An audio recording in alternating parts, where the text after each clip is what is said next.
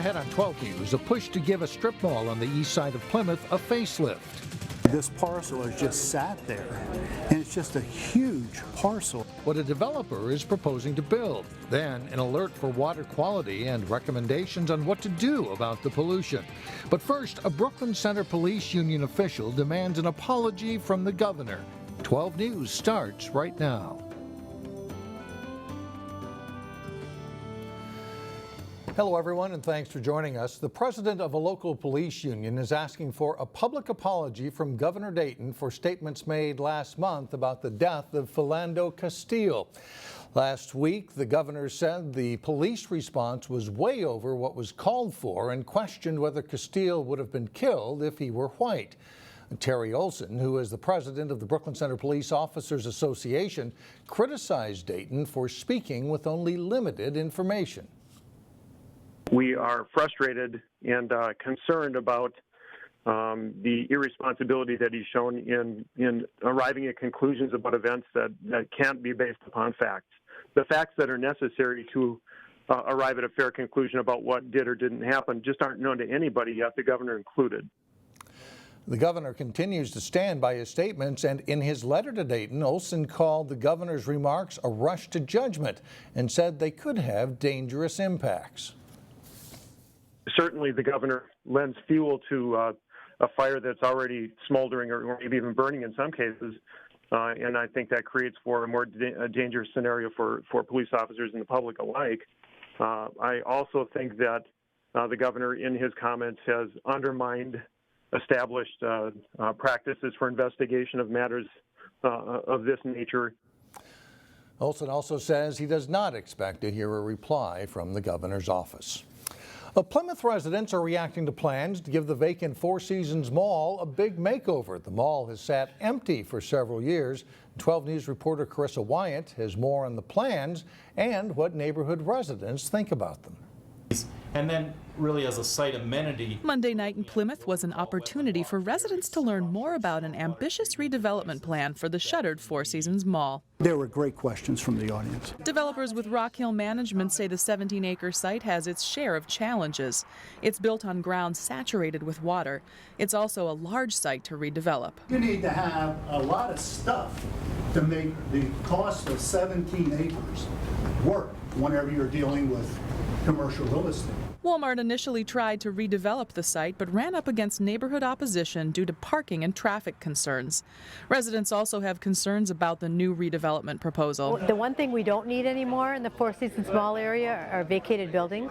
Developers with Rock Hill say they have studied the area and want the project to make sense for the location and Plymouth's aging population. We've come up with what we feel is a solution to just retail alone, and that's having some hotels and having an assisted living. Along with 2 hotels and senior housing, the proposal includes room for medical office space and potentially 2 restaurants with outdoor seating. I like this group of people. I'm getting a really good feeling that they're looking at our best interest and they're looking at building east side of Plymouth, and east side of Plymouth needs a facelift. Reporting in Plymouth, Carissa Wyant, 12 News. The project also includes a 2-story parking ramp, and Plymouth has yet to act on any of the plans or decide whether the project would get any city funding assistance. In Osseo, the city is celebrating what the mayor calls a showpiece of new development. Workers from Rochon Corporation moved into a brand new 2-story, 10,000 square foot building. The company relocated from an office park in Plymouth. The mayor says the new building was the result of efforts to attract new businesses to downtown Osseo. It's a great company, a lot of long-standing employees. You know, we're excited to have them in town, and it's just a beautiful building here.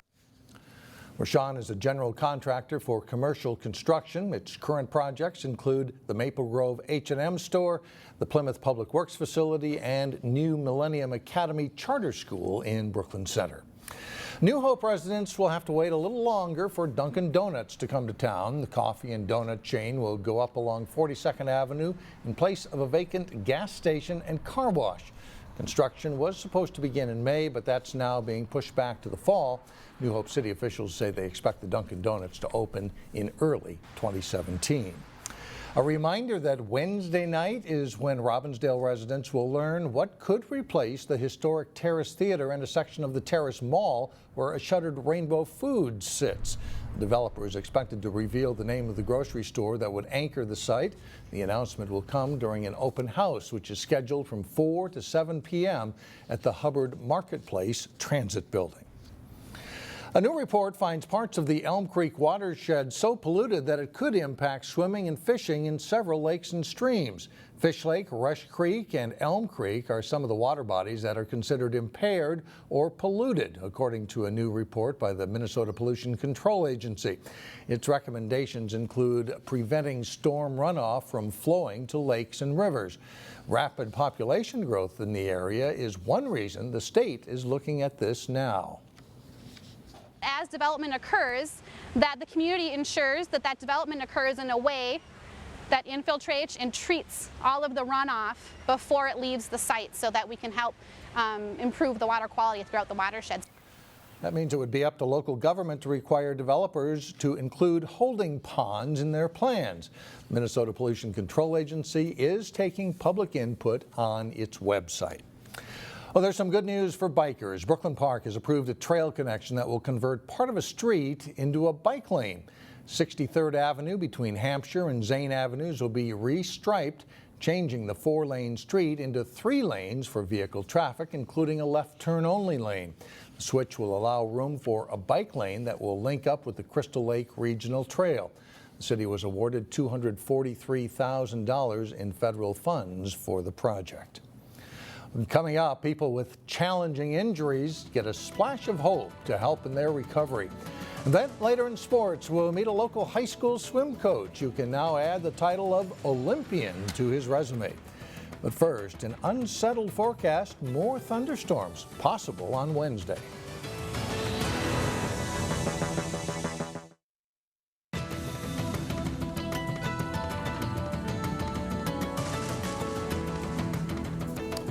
In this week's Health Check report, a splash of hope is being delivered to people with disabilities. The Courage Kenny Rehabilitation Institute in Golden Valley is trying something different with its clients.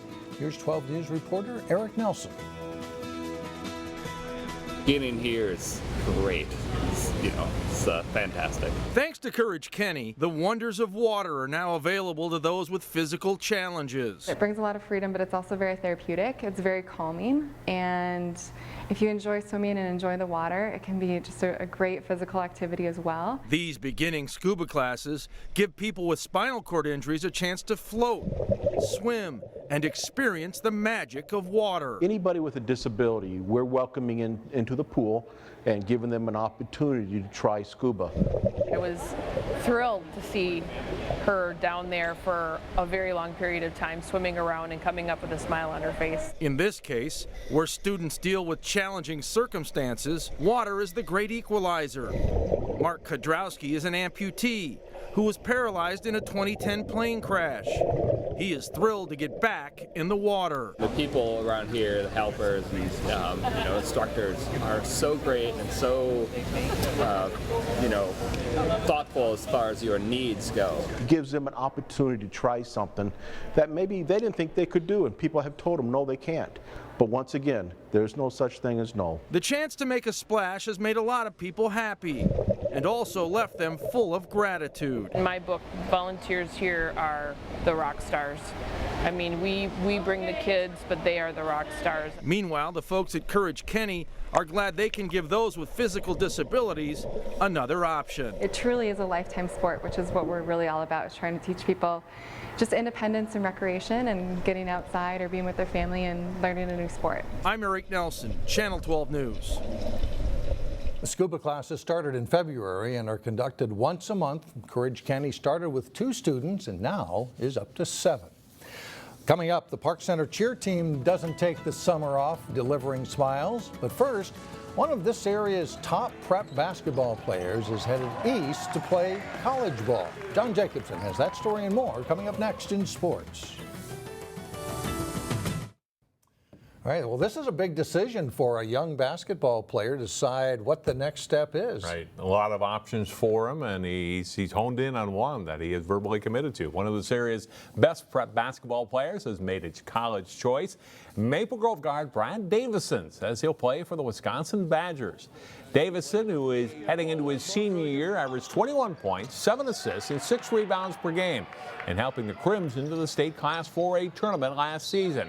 He had 20-plus Division I offers and chose the Badgers.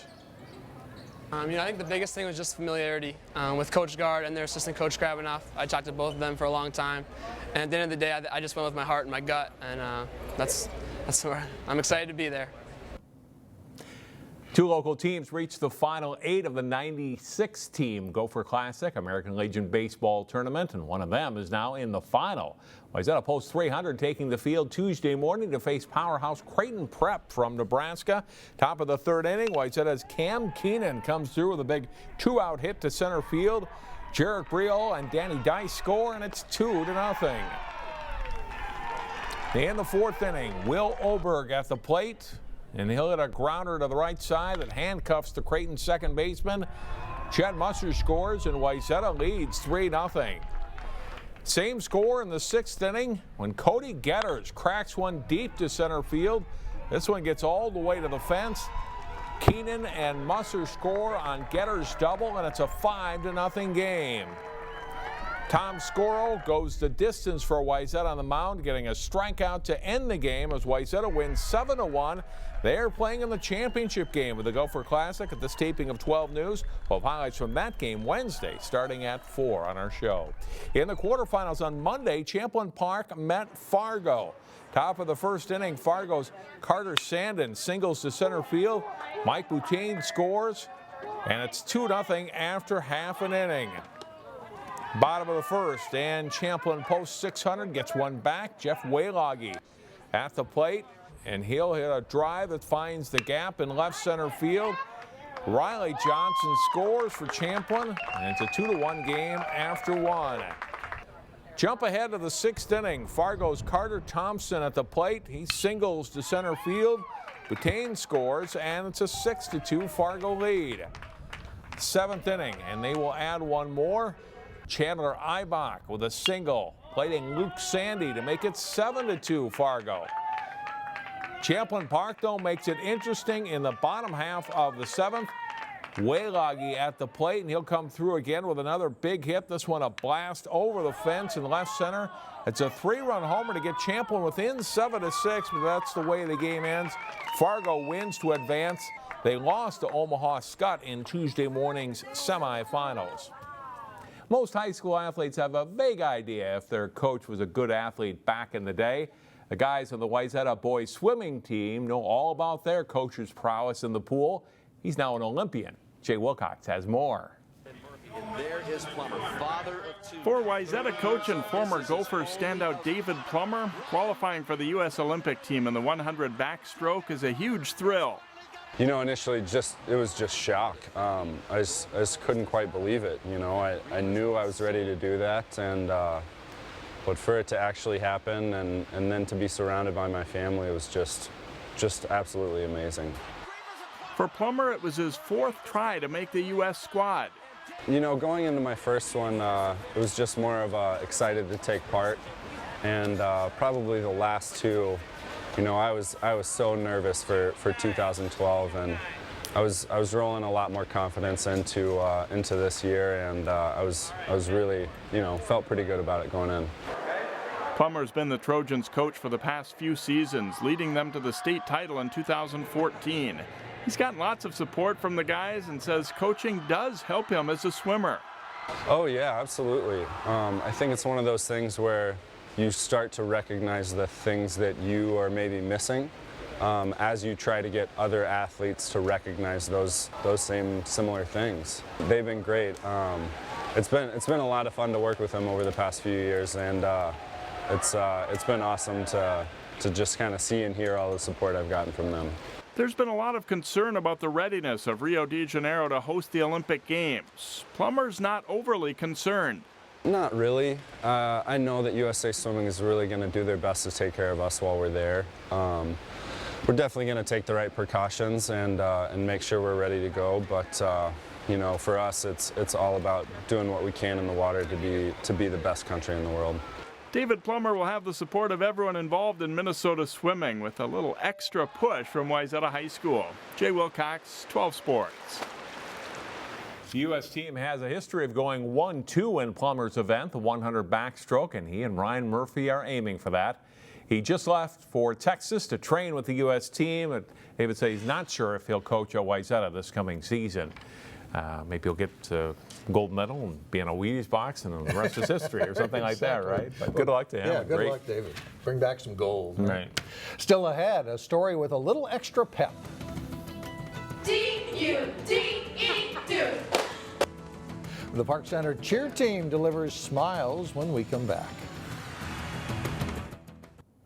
Well, finally, the Park Center cheer team is spending its summer lifting spirits. Today, the group paid a special visit to Children's Hospital in Minneapolis, and reporter Sonia Goins has more. It is Tuesday, it is 11 o'clock, and it's time to get started with the Kids Clubhouse. Park Center cheer team is used to performing in gyms and stadiums. Our good friends from the Park Center cheer team are here today to bring a lot of cheer. I like that. But today they're making moves at children's hospitals and clinics of Minnesota by co-hosting a TV show. It's the Kids Clubhouse. Kids Clubhouse is an hour-long variety show that is broadcast to hospital rooms in Minneapolis and St. Paul. I'm your host for the hour. My name is The Dude. Dude, along with the Park Center cheer squad. Did you guys rewrite a cheer for us? Yeah. Entertain the crowd with games and, of course, cheers. Cheer for children. Come on, cheer for children. The Kids Clubhouse show is a nice distraction for patients and families. Be aggressive. Got to be aggressive. Caleb loves it because it takes his mind off of what's going on, you know, in his world. 17-year-old Caleb is a huge fan. He wants to go walk over and say hi to the dude. Caleb doesn't speak, but that doesn't stop him from expressing himself. Let's go, children. Cheering with the Park Center team. U-C-E. The Park Center cheer squad says if they can uplift the spirits of sick children, I know my brother's been in the hospital before, so I understand what it's like. Then that's something worth cheering about. Make them happy, make them feel comfortable, and also just try and be a community support, because that's our goal. We cheer for them to, like, I don't know, get uplifted. If you believe you're going to get better, I just feel like you're going to have a better time, and it will probably get you to, like, do things to make yourself get better. In Minneapolis, Sonia Goins, 12 News. That show can also be seen online, and we'll have details on our website at 12.tv. That'll do it. We'll see you again tomorrow.